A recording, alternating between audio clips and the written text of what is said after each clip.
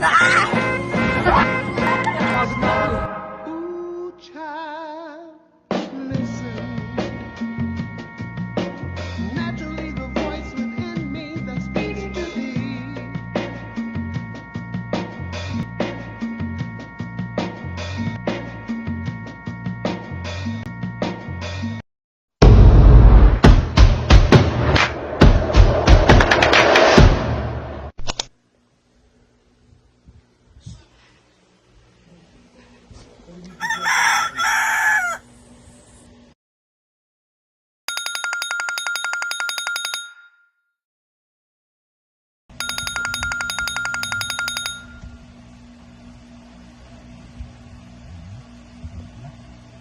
Ton, gising na Ton, nag-jogging pa tayo.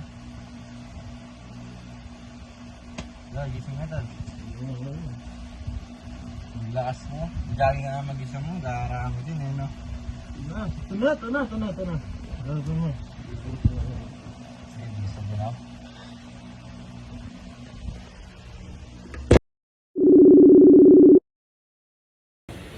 Pre, tara, jogging na. O sige pre, tara na. Sige pre, andyan na ba si Kyle? Ano pre, tara na. Sige, kita-kita na lang.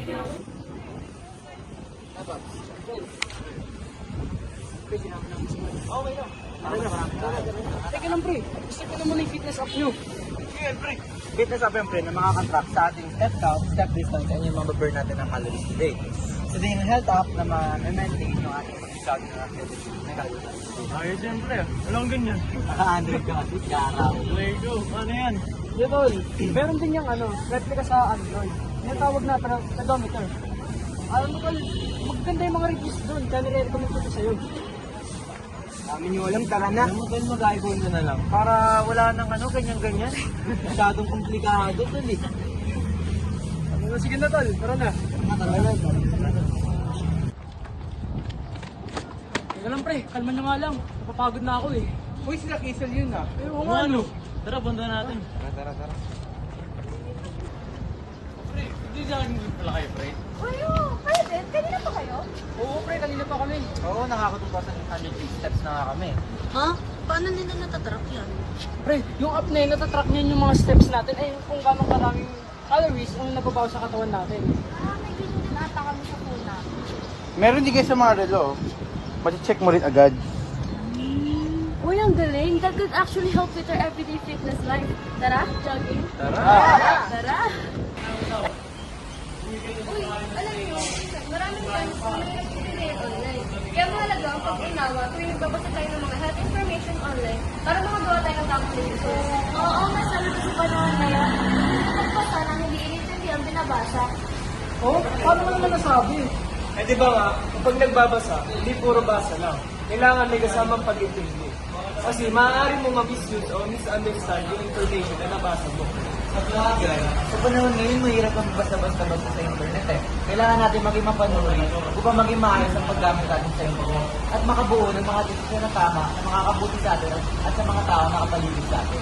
Oo, gaya na ng article na binabasa ko. Madaming deep and unfamiliar words. Kaya pag hindi tayo nag-double check, maaaring tayo mahirapan at madami din mag-jump sa conclusions na posibleng meaning ng isang salita na maaaring maging mali. Eh, bakit yung ba kailangan yan? Ano lang, nag-explore lang kami ng mga pwede natin basahin about our health sa online. Oo nga pala, may appointment ako mamaya kay Dr. Santiago.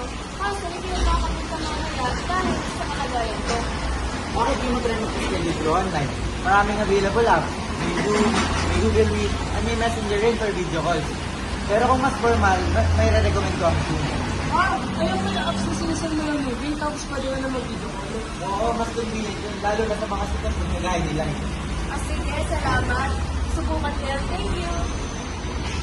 Hello po, Doc. Tanong ko lang po sana if pwedeng sa Zoom or Google Meet na lang po mamaya ang consultation. Hindi ko po kasi kaya pumunta ngayon dahil sa pagsuka at hilo ko po. Hi, Carlisle. Sure, I understand the situation. I'll send the link via Messenger later. I'll send the Zoom link. Is that okay? Around 3 p.m. Is that good? Yes po, Doc. Thank you po. Hello. Should we start? Okay. Let's start off with what you're feeling. What happened? Tingin ko po, may nakain po akong panis. Around like, mga this morning lang po. Spaghetti yata po yun. Tapos after 30 to 40 minutes, bigla po akong nahilo at nasuka. I see. Was the spaghetti kept in the fridge well? Ito po do. I see. I think you've experienced food poisoning. Kailan pa ba yung spaghetti? Dong, I don't think so po. Nilabas-pasok po kasi ng mga friends ko po yun. So, maybe na-punish siya in that way. Yeah, for that, it was food poisoning, apparently. And for now, let's try, observe yourself a little more, and let's see how you do for the couple of hours. And then, send medication via messenger, and let's see how you do, okay? Po, Doc, thank you so much. The pay will be sent in a while after this consultation. Sure, Carla. Thank you.